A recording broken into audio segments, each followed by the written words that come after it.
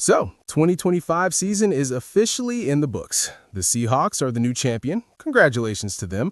But it means after a few days, we are officially going to step into the free agency period. And you know the Chargers need help up front, and I mean serious help. We're talking about offensive line free agents who could actually fix this mess. And there's one name that keeps coming up that could change everything for us. What's up, Chargers fans? Welcome to the NFL Playbook Chargers. If you're new here, don't forget to hit that subscribe button. This channel is all about breaking down everything you need to know about the Bolts. So, let's talk about the big one first, Tyler Linderbomb. This guy plays center for the Baltimore Ravens, and honestly, he's the big fish in this whole free agency pool. I mean, there are rumors all over the place right now that the Giants are going to go all in on him. And you know what? We need to be right there in that conversation too. The Ravens might even try to keep him, but here's the thing about Baltimore's situation right now. Their offensive line is not in a good spot. Like, their personnel has taken a serious decline over the last few years, and if they lose Linderbaum, you're looking at potentially one of the worst offensive lines in the league as they're moving into the Jesse Menter era with a first-time offensive coordinator. So the Ravens are going to have to break some of their typical front office tendencies if they want to keep him, because teams like us and the Giants, we've got the cash, we've got the connections, and we're willing to spend to get him. Now, what's interesting about Ty Linderbaum is that, heading into 2024, we were talking about one of the best centers in the league, and 2024 was a great season for him. He continued on that track, but like several Ravens players, he had a bit of a down year this past season. I mean, he's still ranked high in some metrics, right? ESPN's pass block win rate had him fourth, and he was fourth among 31 qualified centers in PFF's run blocking grades. But when you look at his pressures allowed and his pass blocking efficiency rating in 2025, there was a severe decline. It was 97.2 in 2025, which was 27th out of 31. He was only 2 spots better than Bradley Boseman for what it's worth. But back in 2024, when he was having his best season, it was 98.4, which was 6th out of 28. Now, let me explain that number real quick, because it matters. It's PFF's metric of how many pass blocking snaps you're allowing a pressure, hurry, or sack on. You start at 100, and every time you allow a pressure, that number goes down. Among centers, if you can be above 98, you're doing great. That's what Cory Linsley was when he was with us. So 98 and above means you've got a truly good, potentially great center. Around 97.5 is kind of acceptable, about average. Bradley Boseman was at like 97 this year, so it is what it is. The question with Tyler Linderbaum is how much of an aberration was 2025 for him. I've talked to some Baltimore people and seen stuff online, and they've discussed that, he was playing next to Daniel Falle, playing next to Andrew Vorhees, 2 players who aren't exactly positive in their own right. But when you look at Linderbaum's numbers in just one-on-one situations, they were still a severe decline from the previous season. So I still trust that he's a really good player. Some of the metrics point to that in terms of pass block win rate on ESPN and his run blocking grade. I think you look at the 2024 body of work primarily and understand that maybe the situation around him wasn't ideal in 2025. Here's what I think happens. I think he's going to get paid big time. We're probably looking at something around 4 years, $70 million, maybe even more. The center market has been pretty crazy lately. But if we can get him, I mean, that would be massive for what we're trying to build. Like, you're talking about a guy who can anchor that offensive line and give Justin Herbert the protection he needs. That's worth every penny. Now, let's talk about some other offensive linemen, because there are a few that make sense for us. Andrew Vorhees is another name to watch. This guy has been around forever, and he's still playing at a really high level. He's versatile, can play guard, and he knows how to pass protect. If we can't land Linderbaum, Vorhees could be a solid backup plan. Not as flashy, but reliable, and that's what we need. There's also Roger Rosengarten.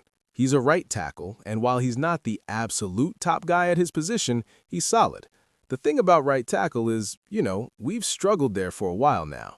Having a guy who can hold down that spot and not be a liability would be huge. I think he could fit what we're trying to do, especially if we're looking to upgrade multiple positions along the line. Let's move on to some other targets around the league. Wyatt Teller from the Browns is interesting. He's a guard, and when he's healthy, he's one of the best run blockers in the game. The problem is staying healthy, but if we can get him on a reasonable deal, that could be worth the risk. The Browns are in a weird spot right now, so maybe they don't prioritize keeping him. We should definitely explore that. Another guy I'm looking at is Connor Williams. He's played for a few teams and he's had some ups and downs, but he's still relatively young and has experience at both guard and center. That versatility is valuable. If we're making multiple moves along the offensive line, having a guy who can play different spots gives us flexibility.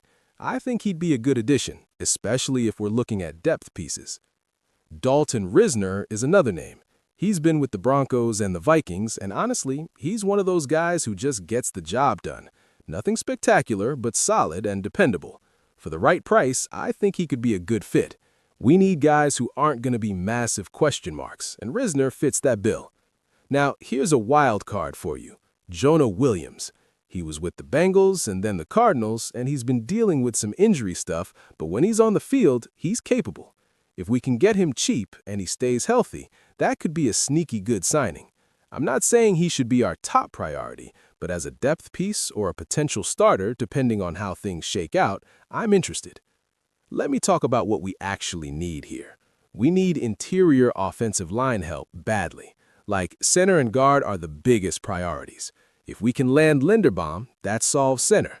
Then we need to figure out the guard spots. Zion Johnson has been okay, but I think we need to upgrade around him, or maybe even consider moving on depending on what's available. The right tackle spot is also a question mark.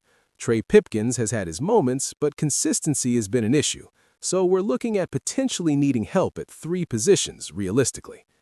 The thing about free agency is you can't fix everything in one offseason, but what you can do is address your biggest weaknesses and set yourself up for success in the draft.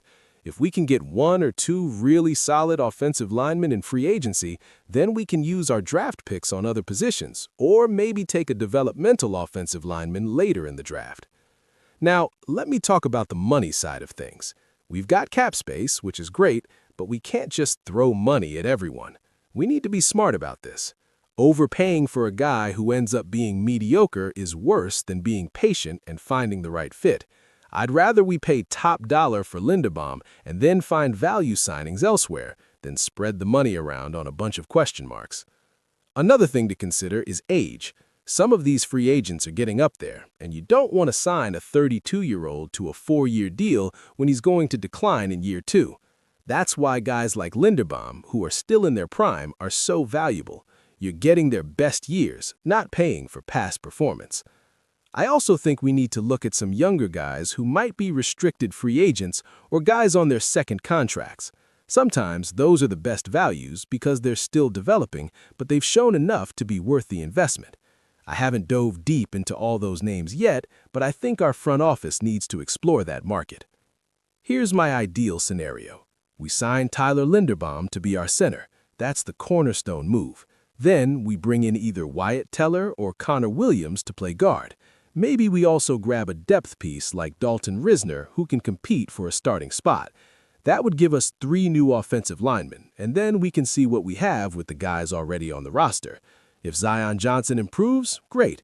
If Trey Pipkins steps up, even better. But at least we'd have a foundation to work with. The other thing I'm thinking about is the draft. If we address offensive line and free agency, we could potentially use our first-round pick on defense or a skill position. That's the ideal situation. Or if there's a can't-miss offensive lineman who falls to us, we take him, and suddenly we've got a really strong offensive line for the next several years.